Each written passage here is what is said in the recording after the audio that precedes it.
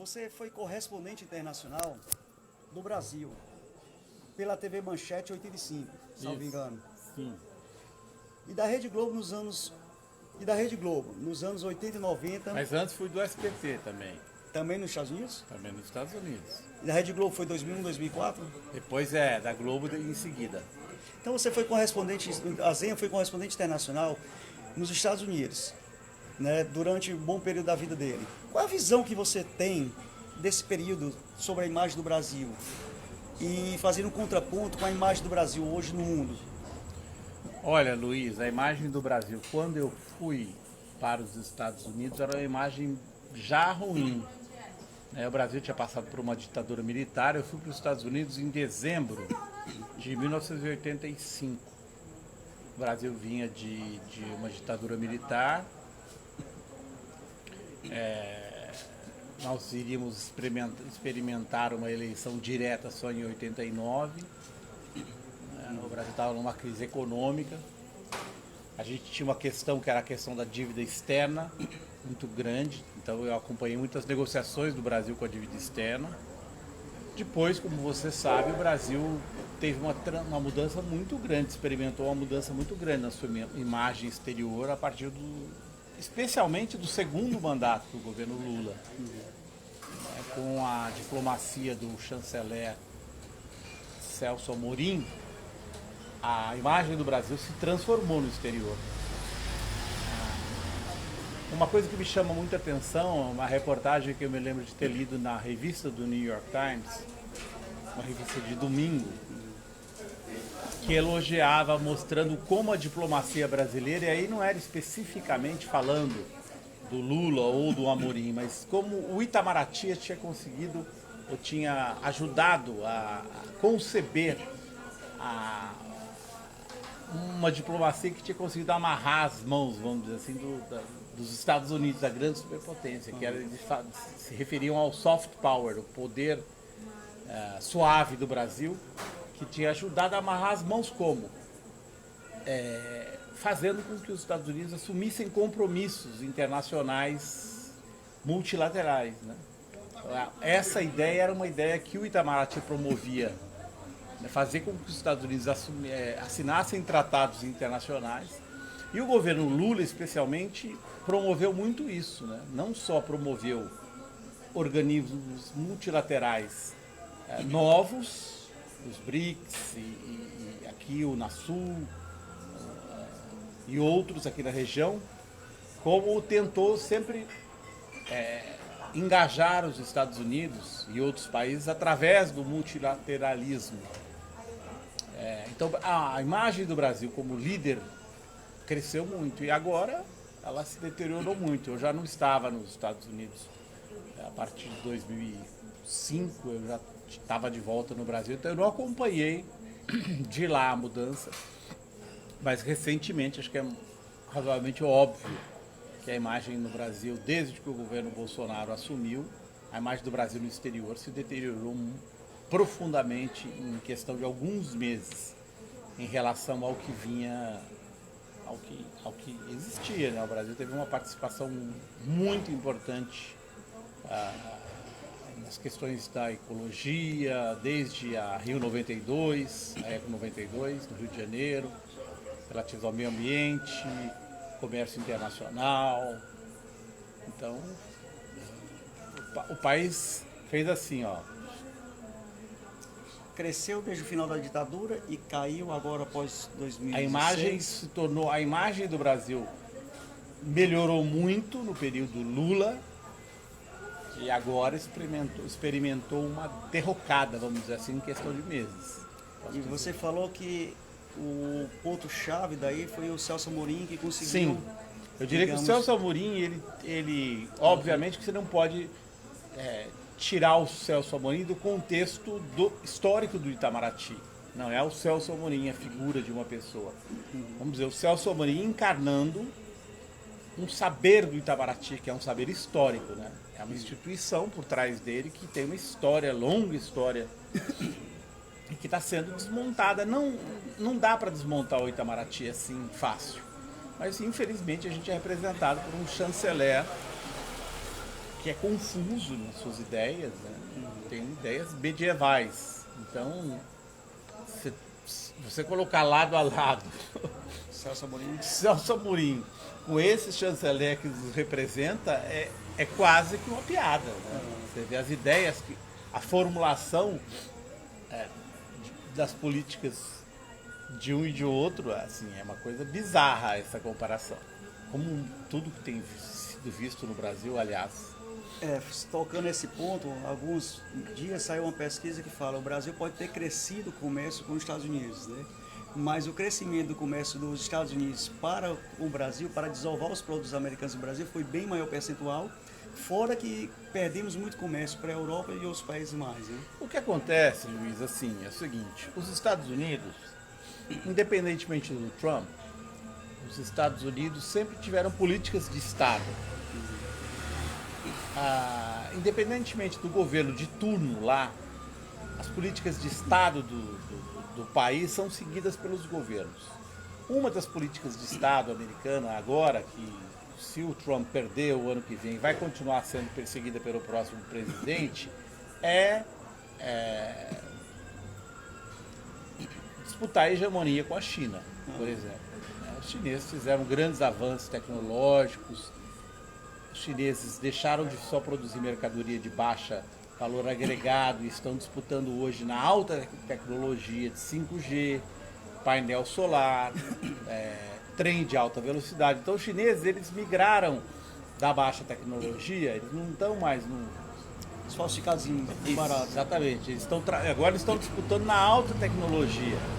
Então, e aí, o que acontece? Eles estão começando a disputar mercado, então os americanos que exportaram praticamente toda a sua indústria, descobriram agora, de repente, que precisam se reindustrializar.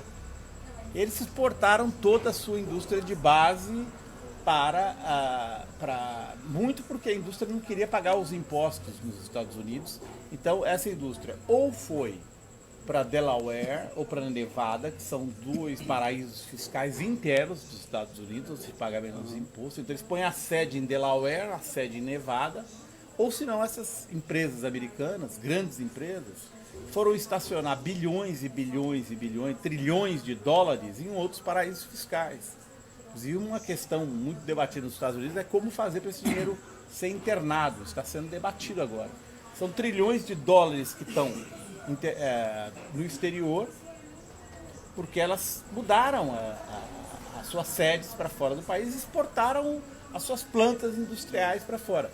E agora o que eles estão trazendo de volta, ou tentando trazer de volta, e eles vão começar a competir com o Brasil pelo mercado colombiano, boliviano, América do Sul. Então, durante o governo Lula, o que o Lula fez com o Celso Amorim?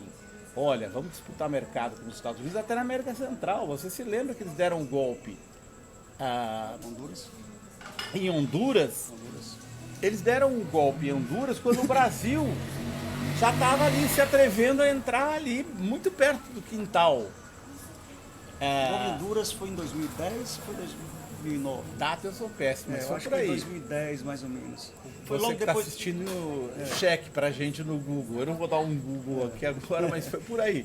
Logo depois teve o golpe do Paraguai também, justamente. Né? Então era um projeto de conquista após a crise de 2008 dos Estados Unidos para reconquistar a América do Sul, que havia perdido espaço para a China. Sim, a China veio aqui, a China está aqui, está no pré-sal com as suas grandes empresas, a China está no Peru, a China está na Venezuela, a China está no Equador, está em vários países. A China tem uma presença muito grande aqui, muito forte, uma presença grande no Brasil, é nosso maior parceiro comercial hoje. E o que acontece com os Estados Unidos é que os Estados Unidos agora estão se vendo na situação de começar a disputar com a China e com o próprio Brasil os mercados vizinhos nossos aqui. Então, por mais que o Bolsonaro queira ser amigo do Trump, para o Trump, amigo é o seguinte, não tem essa de amizade, entendeu? Ele vai ser amigo, mas até a página 5. Porque dali para frente ele vai defender os interesses americanos. Sabe qual é a base política do Trump? Que vai tentar reelegê-lo? É o agricultor, é o agronegócio de Iowa. é o agronegócio do interior dos Estados Unidos. O agricultor, assim como o agronegócio daqui apoia o Bolsonaro, o agronegócio americano é o cara que vai reeleger o Trump. Então, esse cara, ele disputa mercado com o Brasil. Outro dia eu escrevi isso no meu blog, e aí veio aí eu vi o mundo. Aí um fulano veio e fez uma crítica, dizendo, Azenha, mas você não segue o canal rural, ele fez uma menção a algum... O Brasil já está comprometida toda a soja brasileira com a China. Não tem competição do Brasil com a China, com os Estados Unidos, na questão da soja. A China já comprou tudo. Não é essa a questão, meu amigo. Vou te responder aqui. Primeiro, você não falou da carne suína. Quando o Brasil, você esqueceu que o Trump está tomando o mercado chinês da carne suína. Você fez uma amnésia seletiva. Você foi seletivo na resposta que você me deu. Primeiro, carne suína, não esquece. Brasil e Estados Unidos competindo pelo mercado chinês. Você esqueceu seletivamente. Segundo ponto, tudo bem, agora sim, as próximas safras, sim, estão comprometidas. Só que o Trump anunciou só uma parte do acordo de 3 partes que ele vai fazer com os chineses. E ele falou para os agronegócios, para os agricultores americanos, comprem terra, comprem trator, porque vem mais aí. E ele vai para as cabeças para os produtores, em defesa dos produtores de soja dos Estados Unidos, para ampliar o seu mercado.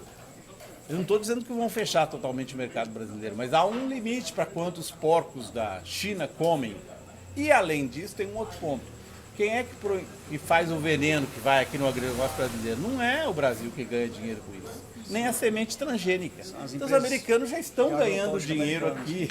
Que não pode ser. Já estão ganhando dinheiro. Não pode ser vendido para a Europa e nem para eles mesmos, e vende para a América do Sul, né? Então, esse é meu ponto. Então meu caro amigo, você está se ferrando duplamente com o Trump. Ele vai tomando o mercado do agronegócio brasileiro. 2, ele está entuchando aqui semente transgênica e veneno para o seu filho comer. Assim, alguns jornalistas e cientistas políticos acreditam que o presidente do Brasil, Jair Bolsonaro, está se isolando politicamente com as brigas provocadas por seus filhos, com alguns deputados, senadores, seja do partido dele ou não, e até com o próprio Supremo. Você acredita que parte desse isolamento é um isolamento forçado, com o intuito de denegrir a classe política e ainda para ir se aproximar dos seus eleitores, que no quesito de serem ele ou não, no quesito assim dos seus telespectadores, seus eleitores, quer dizer, acreditam que o Supremo e a Câmara são bandos de ladrões que devem ser fechados, coisas do tipo. Você acredita que isso é algo estratégico, que ele pode levar em consideração para vir a dar um golpe dentro do golpe de 2016 e fechar a Câmara e o Supremo? Não, acho que ele não tem força política Mas hoje. É importante lembrar que, segundo o site Valor de hoje do Globo, o presidente Bolsonaro mandou o Exército se preparar para prováveis confrontos após a aprovação da reforma da Previdência. Não, eu acho o seguinte, o Bolsonaro não tem força política para dar golpe hoje. Eu também não acho que ele teria essa vontade de dar mesmo sem ter? Eu não sei, é difícil você prever vontade. Eu gosto de trabalhar com a realidade política. A vontade dele, ele pode ter vontade de um monte de coisas, né? Eu acho que ele não tem força política suficiente. Quando eu digo a vontade, ele estaria tentando tramar para conseguir essa força política. Não acho que ele está tentando tramar, não. Eu acho assim, o Bolsonaro, ele tem 1/3 do eleitorado brasileiro. 30%. Ah, ele tem por aí de apoio popular. Ele não consegue colocar essas pessoas na rua. Porque para colocar as pessoas na rua, ele teria que estar fazendo um governo maravilhoso, que de fato não está fazendo. Então ele tem 30%, ele tem um ativismo na internet que é poderoso, a gente não sabe até que ponto esse ativismo é baseado em robôs ou não. Né? A CPI das fake news poderia confrontar e esclarecer isso. Né? O desmanche desse esquema seria essencial. Seria necessário haver força política para enfrentar esse esquema, que aí você teria ideia da verdadeira força do Bolsonaro.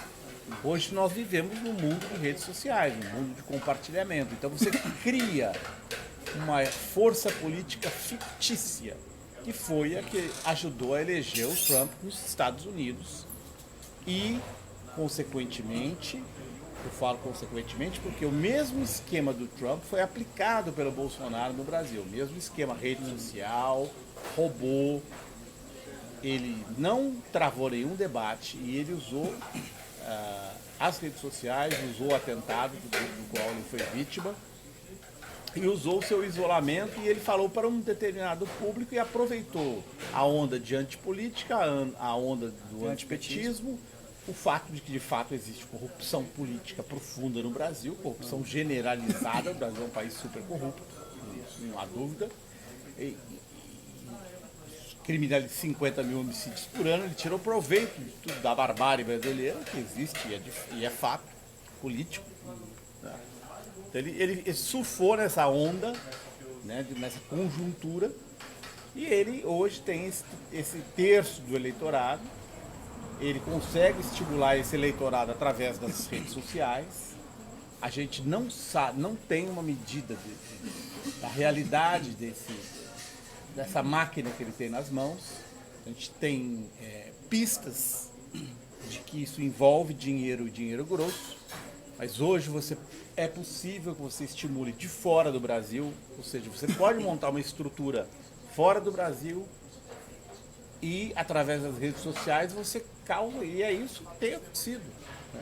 A suspeita de que a Rússia interferiu nas eleições americanas é não comprovada, mas é uma suspeita porque hoje a tecnologia permite que isso aconteça. Então a gente está numa névoa, né? E no meio dessa névoa o Bolsonaro fala para os seus seguidores muito mais próximos, ele não tem nenhum pejo de usar o poder, né? Vocês façam uma comparação entre o tempo do PT no poder republicano, escolhendo o número 1 da lista tríplice para a Procuradoria-Geral da República, reitores também. Reitores, e com todas as preocupações republicanas em todas as questões e recuando de formar um Conselho Nacional do jornalismo, porque falaram que ia ser censura, o que não era verdade, porque seria uma OAB dos jornalistas, não tinha nada a ver, mas... Então, o Bolsonaro não tem nenhum prurido em relação, então ele está pedindo cabeça de jornalistas às redações e conseguindo, obtendo a cabeça de jornalistas. Pediu a cabeça do jornalista Paulo Henrique Amorim, né, que não está mais aqui conosco. E aí, quando ele faz isso, ele usa todas as armas das quais ele dispõe. Você vê o Bolsonaro usa. Você vê o que ele acaba de fazer colocando o filho para ser o líder. O líder do governo, não mais. Ele atropelou inteiramente. Agora você imagina o que deve ter acontecido no bastidor para ele conseguir as assinaturas suficientes para colocar o filho de líder. Imagine só o que não se passou para ele conseguir os votos necessários para colocar o filho dele de líder. Então ele não tem pejo nenhum. Então o Bolsonaro faz tudo que estiver ao alcance dele para exercer o poder.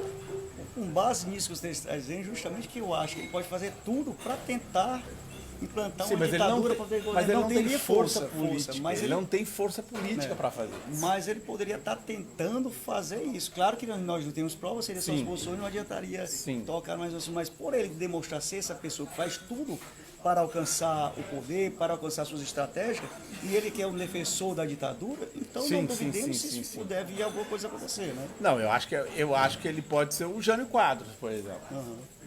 Não descarto essa possibilidade, uma tentativa, mas eu acho que seria uma tentativa muito arriscada, frustrada. Que joga para o povo não dá apoio. Exatamente. Então, isso aí seria ele tem que fazer uma armação com os militares. Tem que combinar antes com o jogo e aí ver o que acontece. Como diz aquele jogador brasileiro, né? Tá combinando com o time adversário? Eu acho que você tem que combinar com o adversário. E aí?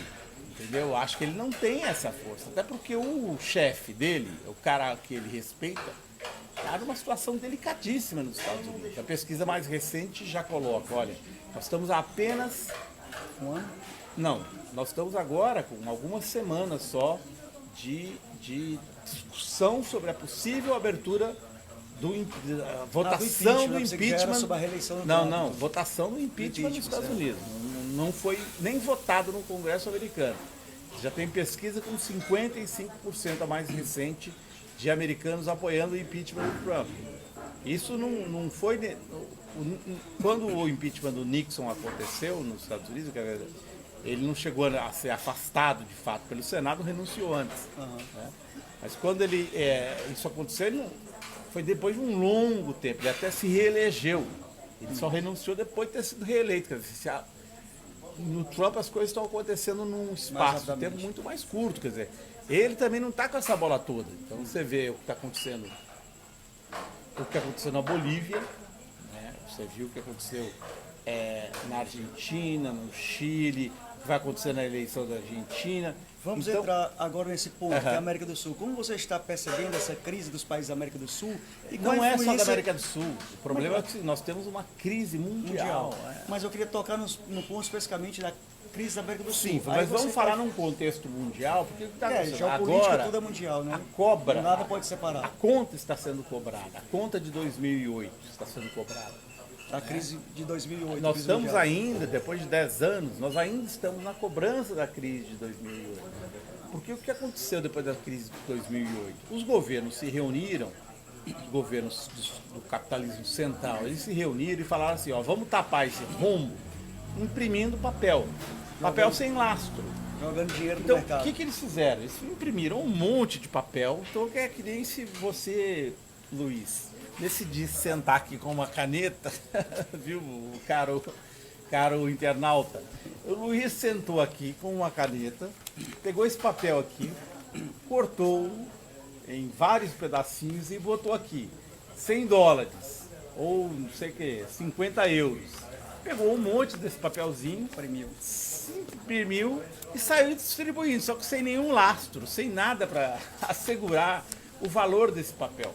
Foi isso que eles fizeram, eles taparam o rombo e passaram a aplicar o quê? Políticas para transferência de renda, arroxo generalizado, arroxo nos mais pobres, fazendo transferência de renda dos mais pobres para os mais ricos, para tapar o rombo, para o rombo dos bancos. O rombo dos bancos. O dinheiro emprestado em milhares que os Estados Unidos emprestou. Porque, então, só um minuto, só para dizer, lastro.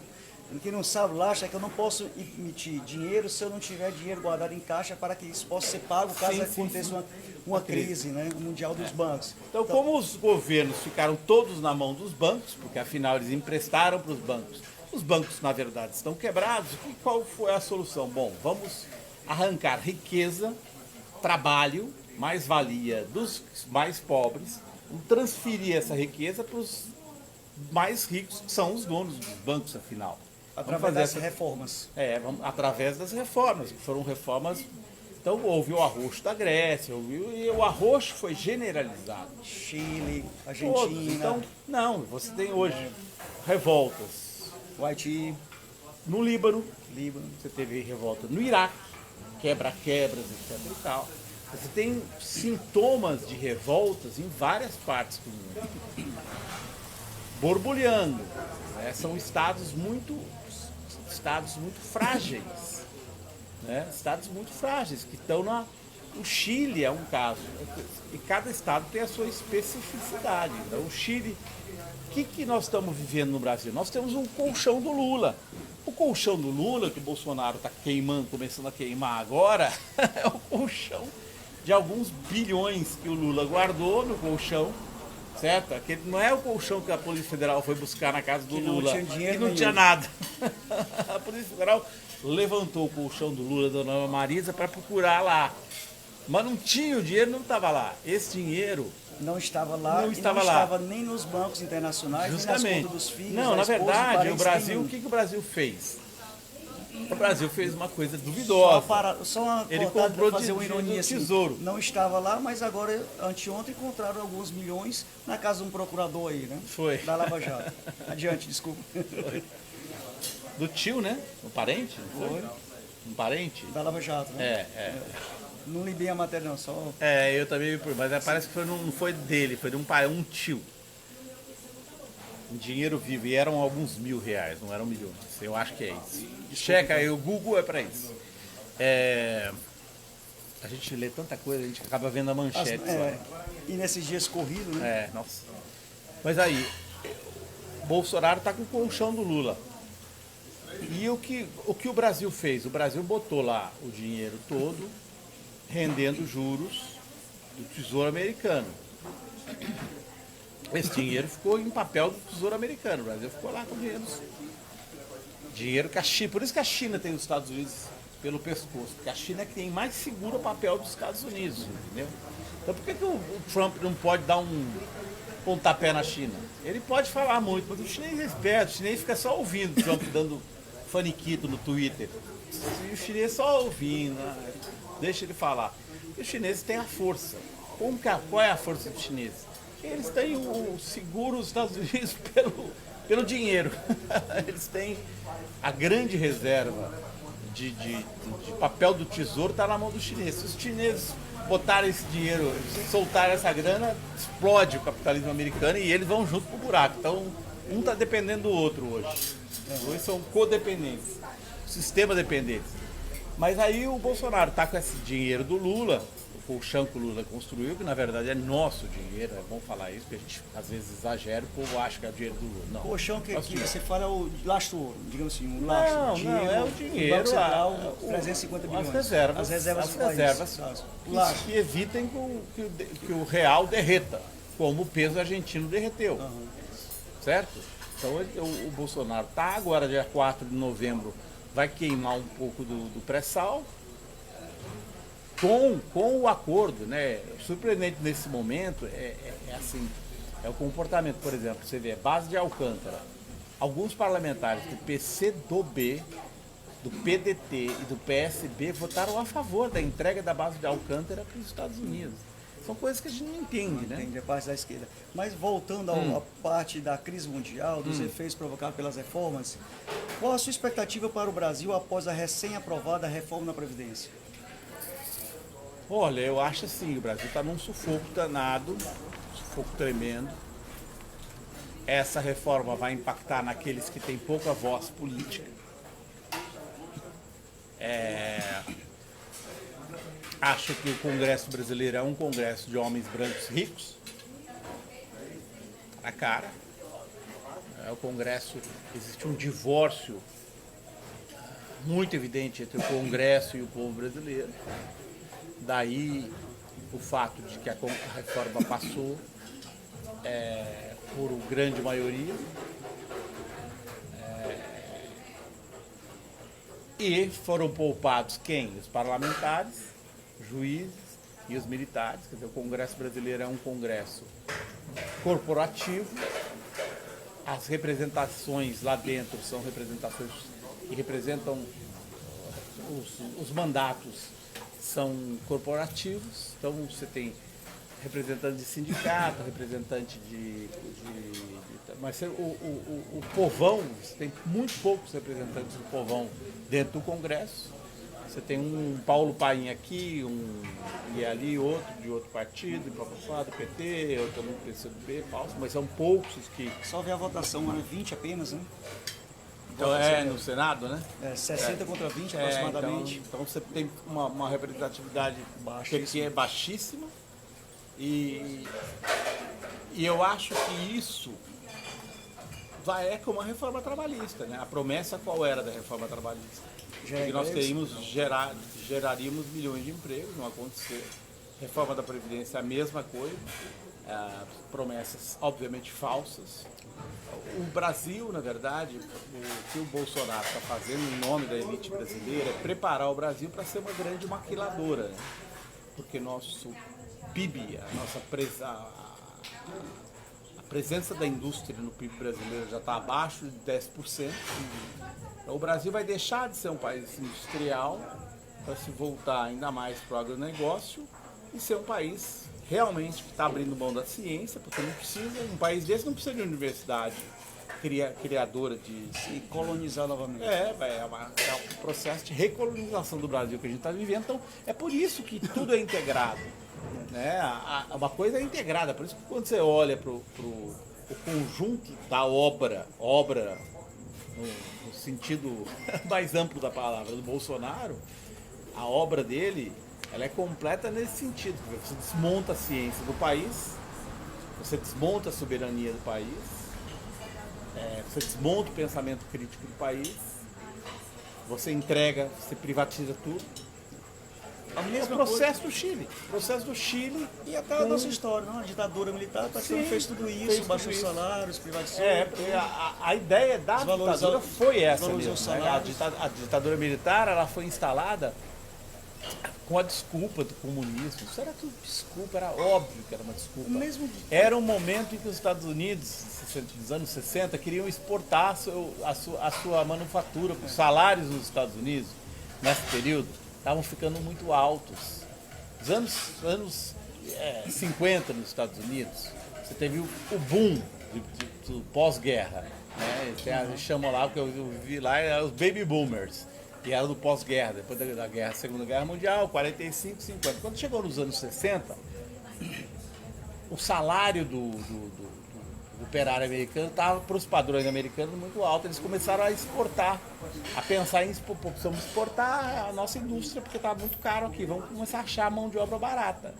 Então, o que aconteceu no Brasil, o golpe de 64, tinha muito disso, era desculpa do anticomunismo, vamos perder o Brasil para a Rússia, A mesma a União desculpa Soviética.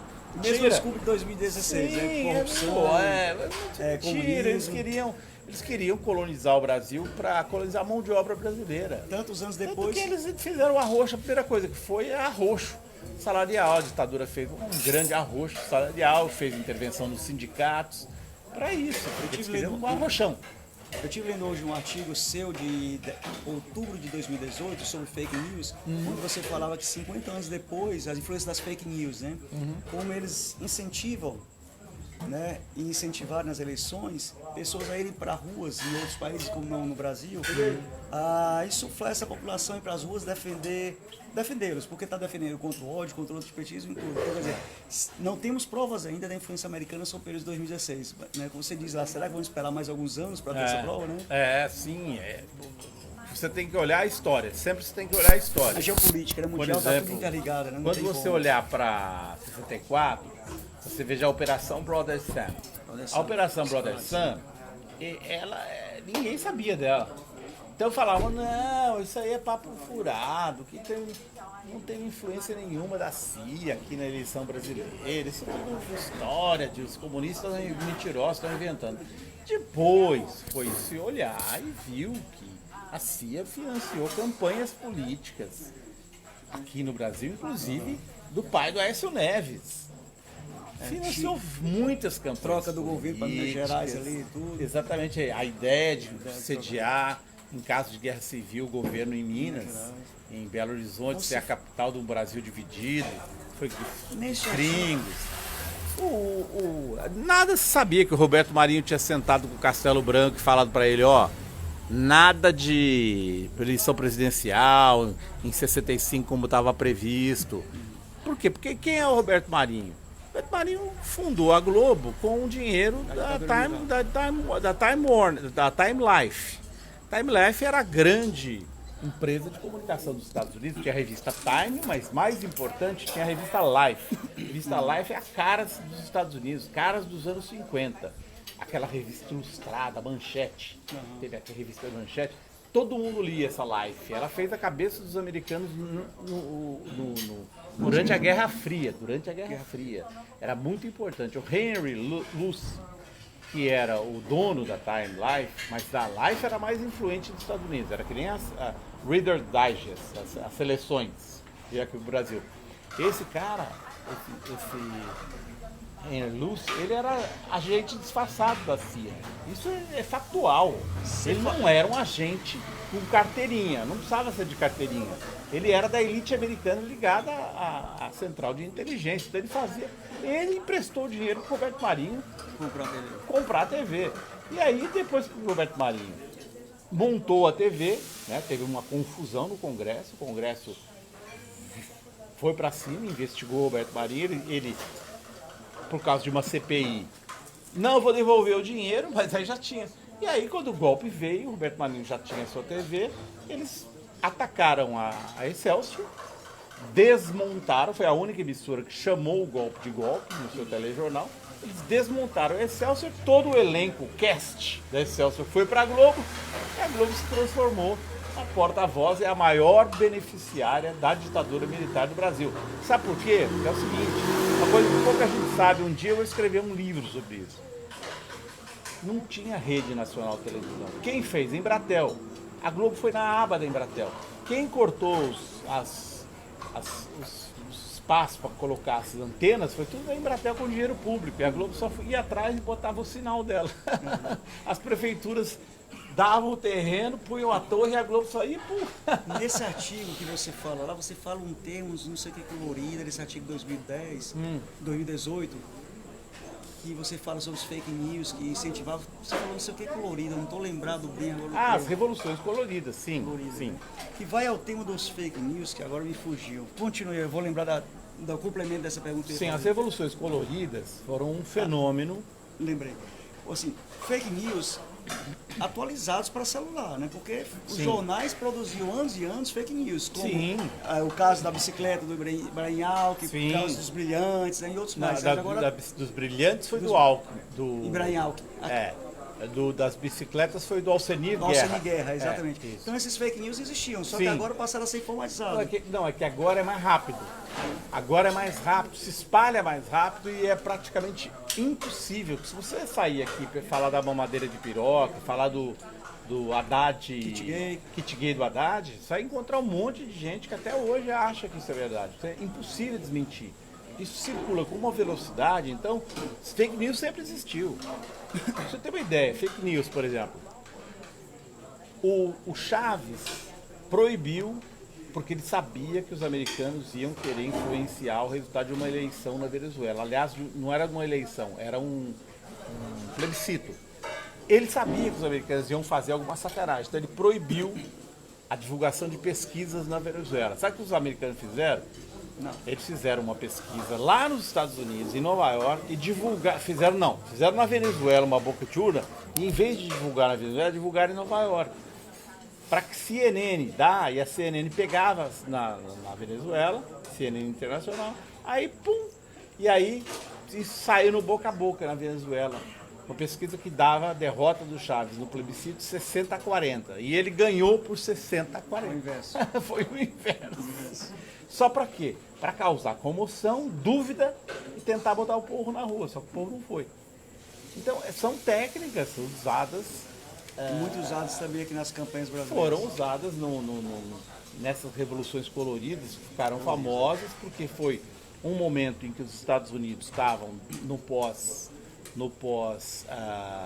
fim do Muro de Berlim. Os Estados Unidos queriam se acercar, abraçar as ex-repúblicas soviéticas todas, né? Os Estados Unidos queriam fazer uma expansão da NATO em direção à Rússia, e aí deram uma série de golpes no entorno da Rússia. Esses golpes foram financiados pelo NED, National Endowment for Democracy. Seria o quê? Fundo pela Democracia. Esse Fundo pela Democracia, porque foi o seguinte, tenho tempo para explicar um pouquinho? Eu não queria usar tanto do seu tempo, né? Para não ficar tão longo, já está aí 38 minutos. Então estou quase acabando, vou acabar só nessa. Não, mas temos mais 2 tempos ainda. O Reagan, ele tentou dar aquele golpe lá do Irã Contras. Ele foi lá, vendeu arma para o Irã para dar o golpe na Nicarágua, financiar os Contras, derrubar o governo derrubar o governo dos sandinistas. Deu mal, deu ruim para ele. Aí o que ele falou? Putz, eu não vou poder influenciar mais fazer política externa, eu tenho que arrumar um jeito. Isso foi em 70 e pouco. O Reagan assumiu em 80, 80, né? mas foi mais para frente, foi mais para frente, foi no segundo mandato dele, 84, foi 85 por aí, no segundo mandato. Aí, como deu mal, ele quase, apareceu um coronel, Oliver North, que assumiu para ele, como sendo dele. E aí o Reagan quase foi pichado. Aí, o que ele fez? Ele falou, bom, tem que arrumar um jeito de financiar as minhas revoluções externas. Aí ele criou um negócio financiado democratas, os que toparam, que era esse NED, National Endowment for Democracy, uma coisa para promover a democracia do mundo, que era golpe americano, só que civil, como eles influenciar a sociedade civil. E aí o Congresso americano aprovou dinheiro para esse NED, e esse NED ajudou a financiar essas revoluções através da sociedade civil coloridas. Então foram vários países que passaram por essas revoluções, algumas fracassaram, porque os russos já tinha caído a União Soviética, tinha acabado, os russos sacaram e algumas foram abortadas por contra-ataques russos, vamos dizer assim. É engraçado como eles invadem o mundo todo, né? Aí todo mundo adora o país dos Estados Unidos, mas não sabe o que eles fazem no mundo, né? Acha que é a mil maravilha. A diferença que eu falo às vezes brincando é assim, enquanto eles roubam o mundo todo e protegem os seus, né? O Brasil a gente briga entre a gente mesmo, assim como time de futebol, ao invés de ir para abraçar... Eles também brigam entre eles, mas é o que eu lhe disse. Não na proporção, talvez. Não, eles brigam muito entre eles, mas é que tem uma política de Estado que paira sobre o Estado americano. Assim. Paira sobre as brigas políticas americanas. A política de Estado Tem um limite. A política de Estado é feita pela CIA. A CIA, ela é representante, ela faz a política de Estado dos Estados Unidos. A elite americana, não sei se você conhece bem a história da CIA, a CIA é formada por só... A CIA não é uma coisa banal e nem é uma coisa de quinta categoria, não é uma coisa de baixo nível, é uma coisa de altíssimo nível. A CIA, a formulação dela é tudo as escolas de altíssimo nível dos Estados Unidos. Só sai graduado, pelo menos os cabeças da CIA são todos graduados que fazem o serviço intelectual, graduados nas melhores escolas dos Estados Unidos. Ali da Ivy League, que eles chamam, a liga das melhores escolas americanas. Então, ela faz o serviço intelectual da elite americana, da elite aqui da costa leste dos Estados Unidos, que pensa nos Estados Unidos. Yazinha, vamos para o Lula. Você é Lula livre e por que você é Lula livre? É óbvio que eu sou Lula livre. Isso não de maneira alguma retira críticas, muitas que eu tenho, às políticas do Lula, não a pessoa do Lula. Foi um líder muito importante da história do Brasil, comparável ao estadista Getúlio Vargas. Cometeu erros políticos graves, dentre os quais posso apontar um, assim, o mais importante, acho que é o dedaço do Lula, né? O PT se deixou levar pelo dedaço, e aí a democracia interna do PT, que era O que seria o dedaço? O dedaço é o Lula apontar o dedo, é meu candidato, é meu candidato, tá. é meu candidato. A democracia interna do PT se enfraqueceu muito. O PT era um partido muito vivo internamente, muito vivo, suas tendências, né, nos anos 80. A base, encontro com o povo, decisões, votações. O PT sempre foi um partido muito vibrante. Então passou a ser país de líderes? Mandatos, né? Passou ao poder e aí os mandatos assumiram um papel muito importante, né? O mandato tem um papel e os mandatos tendem até por geografia, ficarem muito ligados a Brasília, né? E ao poder mesmo, aos gabinetes. É uma coisa de poder mesmo, de poder, de geografia mesmo. Mas você acredita que esse Agora, é um grande pedaço partido dele foi porque ele é autoritário? Não. Ou porque chegavam porque até ele é um cara que é brilhante. Que é brilhante, a visão estratégica boa. Tem uma visão estratégica E passaram a ter um brilhante. respeito maior e procurá-lo para as decisões. Sim, acho que são as duas coisas, né? E aí tem medo, porque um grande líder como Lula, ninguém fala não para ele. Se eu faço uma crítica ao Lula, você precisa ver como as pessoas... Eu, que sou um coitado, sabe? Não tem importância nenhuma para ter nada. Sou um jornalista, faço uma crítica lá. Faço uma crítica, o mundo cai. Imagina internamente uma pessoa próxima do Lula, que eu conheço de entrevista, não conheço o Lula pessoalmente, assim. Eu conheço como entrevistado. Já viajei, fiz coberturas com o Lula, só não tenho relação. O Lula eu somente bati uma foto, mas estou buscando uma entrevista aí. Não, a Conceição Lemos, que trabalha comigo, essa se conhece melhor. Ele foi padrinho de casamento, ela o conhece. Eu não tenho relação nenhuma. Agora, se eu faço uma crítica e sou detonado na internet, imagina uma pessoa que é próxima dele, se dá e fala, ô Lula, não é assim. Imagina. Então, acho que as pessoas, fica o entorno eu acho que o entorno deve ter uma grande dificuldade de dizer as coisas para o Lula, entendeu? A gente acredita que você, a gente falando, eu e os que eu conheço, eu acredito que você também, pela conversa que nós estamos tendo, somos mais, acima de tudo, Lula livre por todo o processo como foi dado. Não, foi o processo não, totalmente privado, né? Sim, De primeiro. erros, né? Não, primeiro que é assim, é preciso primeiro fazer Então, uma crítica da Lava Jato. Como, Aí vamos entrar na Lava Jato sim. e no Supremo, né? Você acredita que o Supremo possa decidir agora que está sendo julgado, até agora né, vai ser julgado esses dias, que o Supremo possa decidir pela prisão em segunda instância ou não vai ser em segunda instância? A minha expectativa, sinceramente, é que decidisse contra a prisão em segunda instância. A minha expectativa era essa, eu dava como certo. Eu não sei se a pressão funcionou para mudar os votos. E você acha que o Sérgio Moro vai ser considerado parcial pelo Supremo? Também sim. Devido a todo o processo da Essa Lava é a minha Jato? expectativa, mas eu também não tenho nenhuma informação de coxia que eu possa dizer para você. Assim, mas eu acho que sim, eu acho que se justamente agora, por que deveria ser o processo da Lava Jato anulado ou coisa parecida? Olha, eu acho assim, primeiro que o processo da Lava Jato, o trabalho que o PT vinha fazendo, que o Lula e a Dilma fizeram no poder, quando estavam no poder, é o processo pelo qual se deve combater a corrupção. É óbvio que é preciso combater a corrupção fortalecendo as instituições, que elas devem combater a corrupção dentro da lei, mas não com espetáculo, entendeu? Você não combate a corrupção, você combate a corrupção fortalecendo institucionalmente aqueles que têm o dever de combatê-la, não fazendo showzinho, porque o showzinho tem esse efeito, o showzinho e a condenação das pessoas através da mídia não passa disso.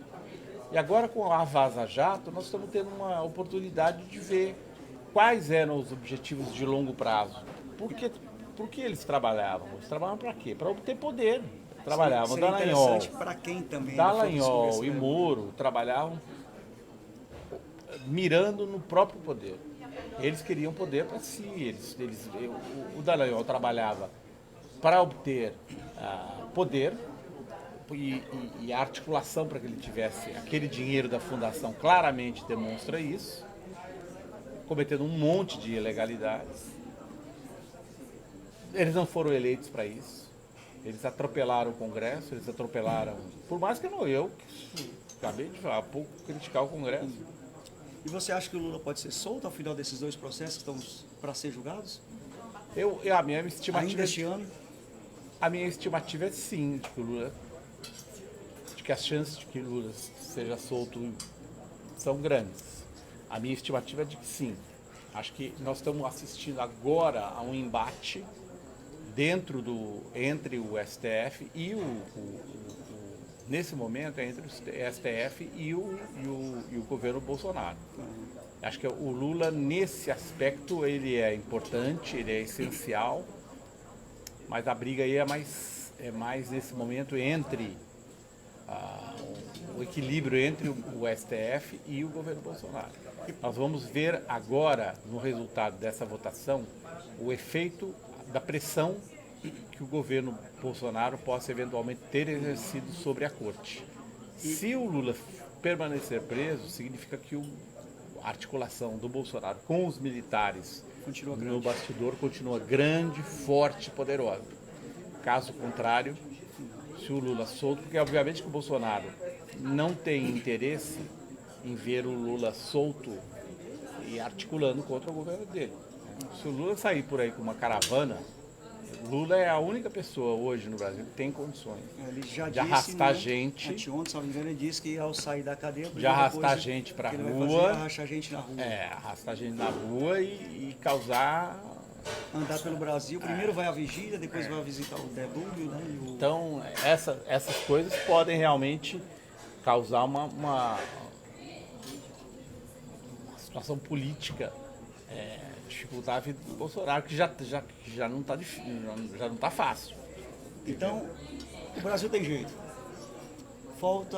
Eu acho que é o seguinte, o Brasil está numa situação muito difícil, independentemente de ser o Lula. Eu acho, assim, pessoalmente, acho que Acho que o PIB segura o Bolsonaro de olho nas privatizações, né? As reformas, a reforma da Previdência acaba de ser aprovada. Essas reformas que vêm adiante não são as mais importantes mais, a tributária não é a reforma. As reformas essenciais que o PIB queria foram feitas. Agora a parte das privatizações. Agora a parte das privatizações que são do grande interesse do PIB. E se o Bolsonaro segurar as privatizações aí, ele vai segurar, ele será mantido no poder enquanto as privatizações se arrastarem. E ele vai tentar segurar isso o máximo tempo possível para ele garantir a sua permanência no poder. O PIB vai estar com o Bolsonaro enquanto ele tiver com esse trunfo na mão.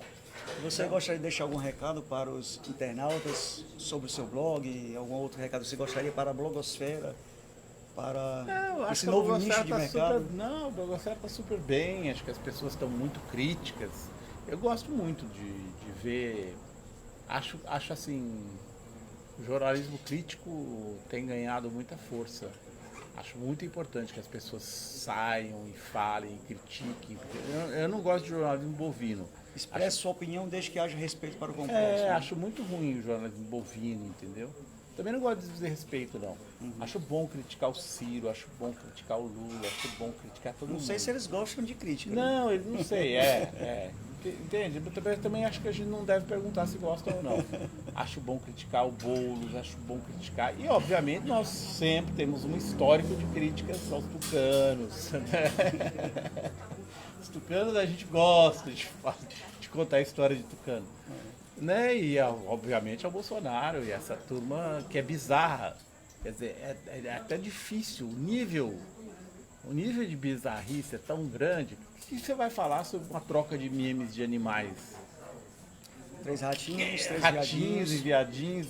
Isso foi o quê? O que é que isso faz produzir crescimento no outro? Né? Quer dizer, é difícil, né, gente? Mas vamos manter a luta. Porque a conjuntura muda. Vocês estão vendo o que aconteceu no Chile. A conjuntura ela muda muito rápido. Eu acho, por exemplo, que eu escrevi isso, é Chile ou Lula. Porque só o Lula pode fazer uma coisa que eu critico no Lula. Eu acho que conciliação de classes, eu acho que esse modelo ele está morto. O Lula vem aí, vem para fazer conciliação. Eu por mim, minha opinião, que não tem significado, gente, por favor. Mas acho que o candidato de 2022 do PT deveria ser o Haddad, não deveria ser o Lula. O Lula já cumpriu o papel histórico como presidente no poder, instalado no poder. Ele continuará tendo, mas é hora de botar uma nova geração, gente. Eu acho, por exemplo, já sei que vão falar mal, mas, por exemplo, Evo Morales não deveria ter, ele deveria ter formado sabe? Ele deveria ter formado um cara. Ou pega esse seria o vice dele, que é um cara brilhante. Eleições, né? O vice dele é um cara brilhante, é um intelectual brilhante. Põe lá o poste dele, elege um cara. Mas já no caso do Lula, como ele mesmo falou, como não quis ser naquela época da Dilma na reeleição, ele não queria nem ser, pelo menos essa é a interpretação que eu tenho, posso estar equivocado, ele não queria nem ser mesmo candidato, mas como partiram para cima dele, mostrando que ele era um cara, que ele não era corrupto e etc, colocaram ele como morto, era mais do que natural o próprio Lula querer ser candidato e o PT e seus apoiadores apoiarem para tentar subir a imagem dele que estava sendo denegrida. Então, mais do que nunca... E até naquele momento, no momento, sim. que era o respeito com nós, pelo que ele fez o Brasil, deixou o Brasil lá em cima, sim, naquele momento... todo o apoio para ele ser candidato. Sim. Não, no momento em que ele foi, também acho que saiu tarde. Era para ter saído pelo menos uma semana antes. A transferência para o Haddad foi tardia, na minha opinião, que não entendo. Lula é gênio de na minha opinião, deveria ter sido naquele dia que a ONU deu respaldo ao Brasil, dizer que ele poderia ser candidato. Nós somos engenheiros de obra pronta, certo? Obra pronta, depois que aconteceu. Depois que aconteceu, a gente fica dando palpite. O Lula tem que decidir tudo no calor da hora. Entendeu? E ele já acertou muito mais do que a gente na vida toda. Ele merece o crédito, a gente não sabe nada. Vai. Então, muito obrigado, gente. Isso aí. Obrigado, Azinha. Boa noite. Prazer. TV 12, site Viomundo, acesse. Valeu. Boa noite. Valeu, gente.